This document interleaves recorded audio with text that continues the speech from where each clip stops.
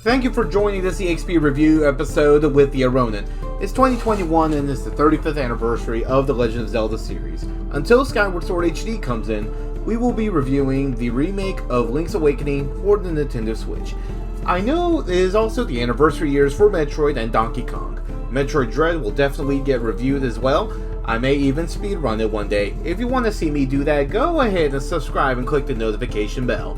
Donkey Kong, oh man, I hope there will be a new game soon, especially a long-awaited 3D one as rumored a while back. Anyways, let's not get off topic. Let's start off with Link's Awakening.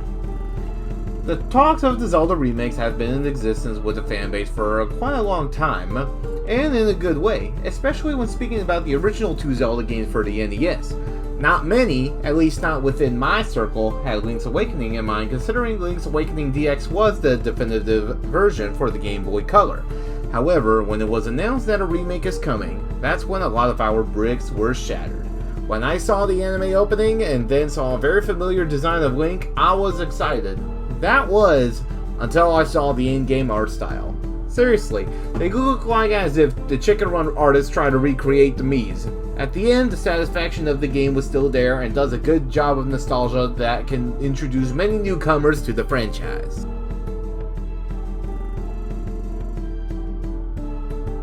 As done in the original game, it plays in a top-down world to explore and transition to many random forests, climates, and random cemetery that happens to be right there. You start off with Link washed ashore on the beach of Koholint Island, if I pronounced that correctly. Link was waken up by Marin, who has had her appearance in a couple of other Zelda games before. However, in accordance to Nintendo's timeline canon, it's not necessarily the same Marin, but that's a different story for a different time. You wake up in Mabe Village, and then set for an adventure as you get your belongings on the beach. Then the owl comes to tell Link he needs to get 8 antique instruments to open up a giant egg so he can leave the island. Sounds simple enough, but no.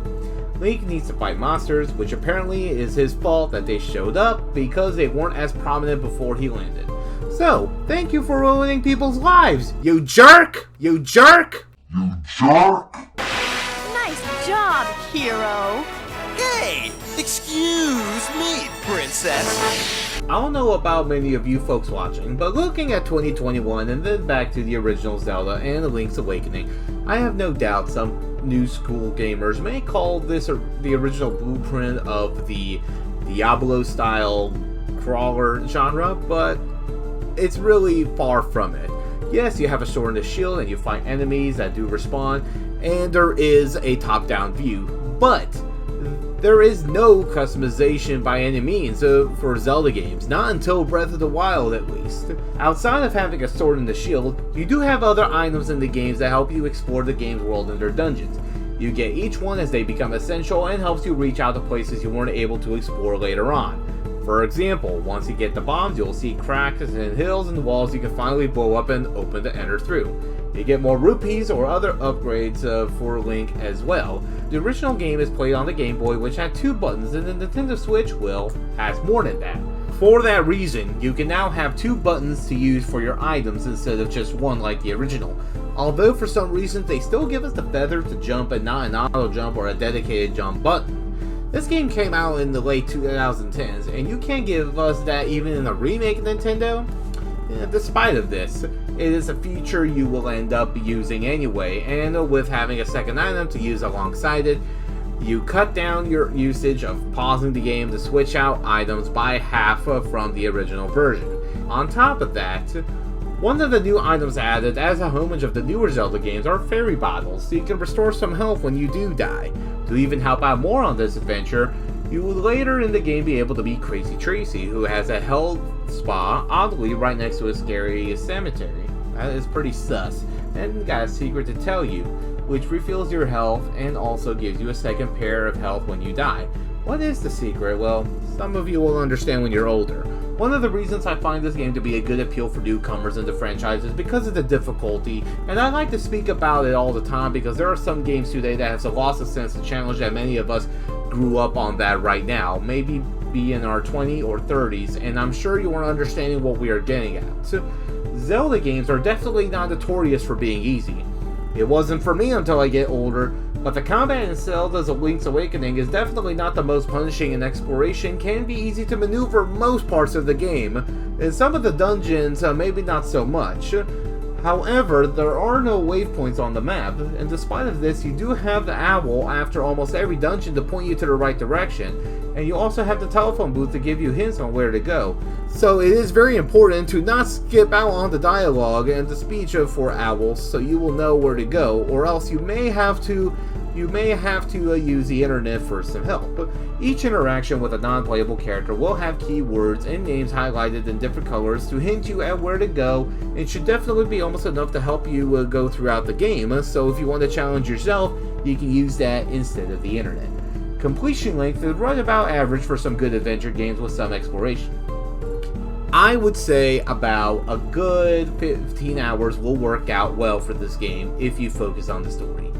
Now, of course, for a Zelda game, doing some side missions will help you a lot. And I really do mean a lot. This may be an easier Zelda title for the 2D games, or top-down as some may prefer, and debatably overall. But newcomers definitely should get used to that habit, as this will be a much needed benefactor for other games of the franchise. And with Zelda Link's Awakening, you get a lot of good opportunities for some side missions or even new items that you can come across even while exploring through the story.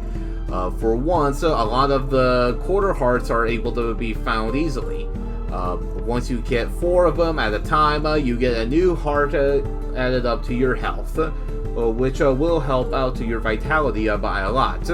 And it is very important to keep it going, because the final boss could be a bit of a challenge if you do not have enough hearts. Once you get all the 8 instruments, you do go up to the egg in the Tao Mountains, and you go ahead and play it up, and you'll be able to reach the final boss there.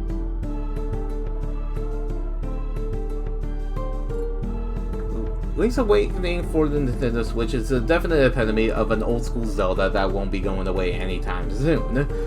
And so it is a really grateful experience to have. Anybody who has been a fan of the Zelda franchise for as long as I have, maybe even longer, from the very beginning even, and anyone who is trying to get into the series. Link's Awakening definitely has that vibe on introducing many newcomers. This is not just because of the good handling of nostalgia factor, but also with its user-friendly combat and exploration that veteran Zelda players still enjoy without boredom, and newcomers to get the feel that most longtime fans has experienced for the first time.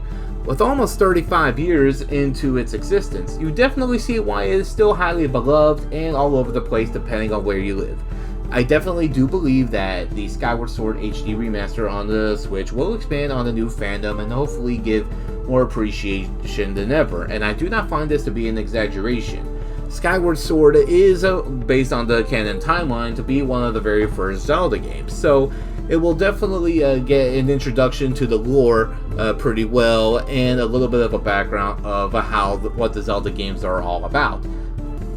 Thank you for checking the review out, and I do hope you enjoyed this well. If you want to see more reviews, especially Skyward Sword HD Remake, please be sure to click subscribe to my channels and follow me on social media for updates. Thank you for watching once again, my Oronin, and we will be back for more.